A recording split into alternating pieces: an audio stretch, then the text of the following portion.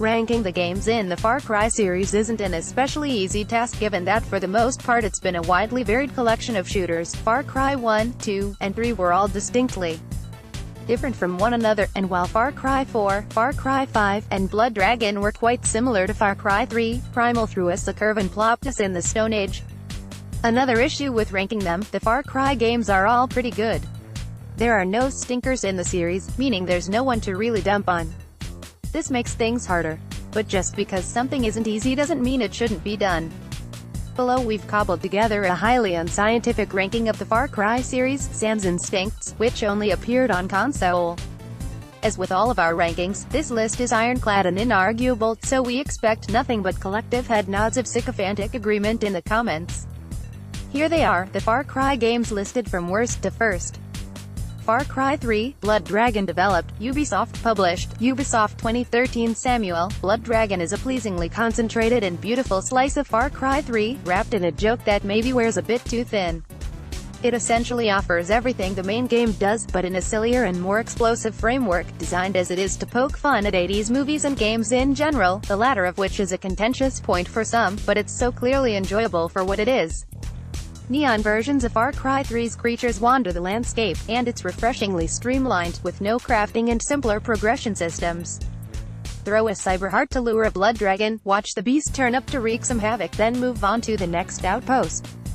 If the 20 hours of game waiting in Far Cry 3 or 4 seems daunting, this is a pleasingly complete microcosm of the Far Cry experience. Far Cry Primal developed, Ubisoft published, Ubisoft 2016. Crisp. Cranking back the clock, way back to 10,000 BC, would seem a good way to take the series in an entirely new direction. There are no guns in Primal, of course. No cars, no aircraft, and absolutely no radio towers, thankfully. In some ways, it's pretty amazing that the familiar gameplay of Far Cry fits so well in an environment without automatic weapons and off-road vehicles. The flip side is that Primal feels too familiar to really stand out. Stone Age or not, it's still unmistakably a Far Cry game and never really feels like a fresh experience. The ability to tame animals to fight alongside you is new, and while combat restricts you to bows, clubs, and spears, there is, enjoyably, a bee-filled pouch that acts as a grenade. The hunting and crafting you spend much of your time doing isn't any sort of departure from the series. Despite sending you thousands of years into the past, Primal winds up feeling a little too similar to Far Cry 3 and 4. Far Cry 5 developed, Ubisoft published, Ubisoft 2018. Crisp. Far Cry 5 is built on the foundation of 3 and 4 with only a few tweaks on the established formula.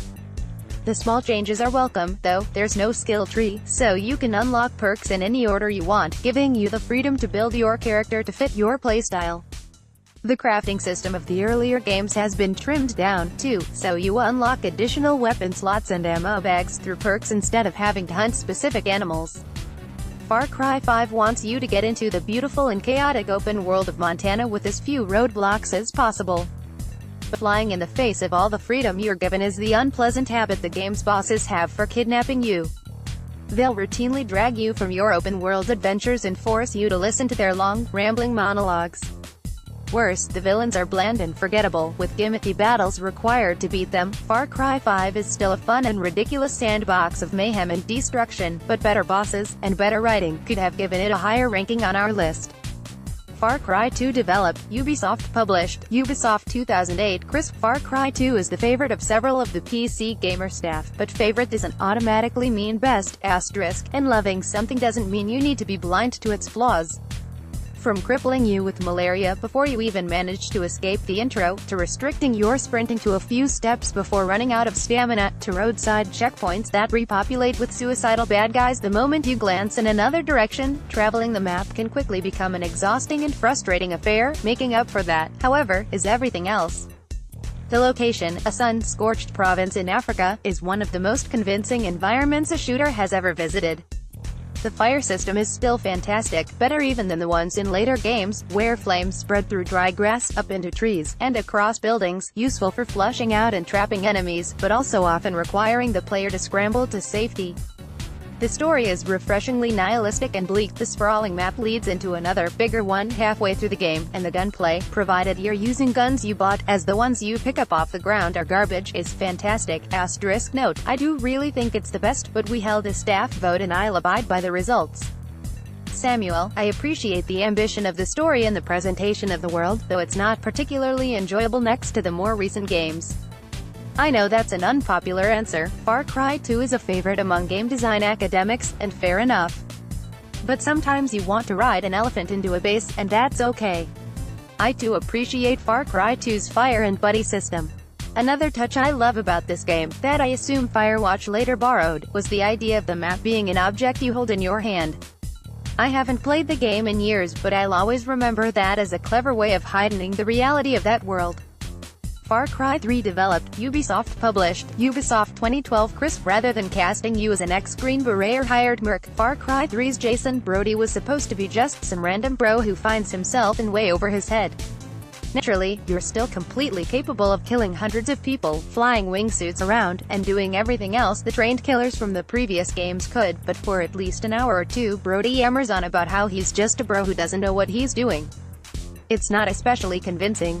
This game also served as Far Cry's dive into crafting, which was largely baffling, having to hunt multiple animals to make a wallet that could hold more money, for instance. Far Cry 3's animals are much more fun when they're the ones doing the hunting, leaping out of the jungle to attack goons and rebels alike, who are often already in the process of attacking one another. The whole island is like an explosive set of dominoes, where tipping one leaves a chaotic mess in its wake. There are times when just watching the carnage is as enjoyable as participating in it. Luckily, you can break from the extended and often not great story missions. You're trying to rescue your friends and repair the boat to escape, despite having access to lots of working boats, but whatever, and do whatever the heck you want. And it solved one of the big issues with Far Cry 2. Once you took over an outpost, it was yours. Enemies didn't repopulate, and they certainly didn't repopulate the moment you drove off screen. Tim, my memory is so shot to pieces now that the two main things I recall about Far Cry 3 are that 1, it was my favorite Far Cry, largely because it ditched the whole having malaria as a gameplay mechanic thing, and 2, what I loved most about the game was its signature weapons. For some reason I found collecting each of these, from the medieval shotgun to the deranged Shredder SMG, absolutely compelling. Unlocking them required an arduous amount of MacGuffin collection, this being a game that routinely tasks you with skinning 10 monkeys to craft a new wallet, but the chase for these white whale weapons was what drove me to keep going. Once I had them all, my interest flamed out fast. An itch-scratch relationship I recognize only too well from my exotic weapon collection in Destiny. Actually, the other thing I remember about Far Cry 3 is that it genuinely felt like going on holiday. A ridiculous, action movie holiday accompanied by assholes, but a sunshine break nonetheless. Far Cry developed, Crytek published, Ubisoft 2004 crisp. It's hard to say how the original Far Cry holds up after a decade. We haven't played it in nearly that long, but at its release it was almost shockingly good. While it demanded a lot of our hardware at the time, it was a Crytek game. After all, it at least had some flexibility in graphical settings and still looked pretty great even on mid-range PCs. James, the original Far Cry stood out for its massive open environments and the aggressive AI soldiers within.